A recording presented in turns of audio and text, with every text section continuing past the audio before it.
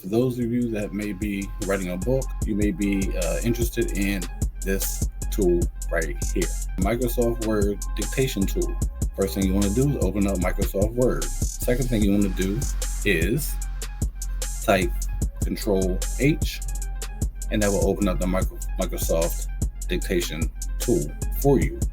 Or you can go up here to your screen and click on this icon right here.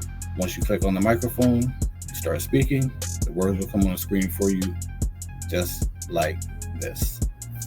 Hello everybody, welcome to the Microsoft tutorial.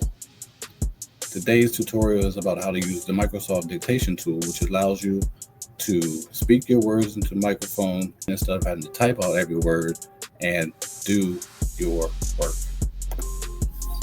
Click off of it, your words no longer go. Thank you for watching my tutorial.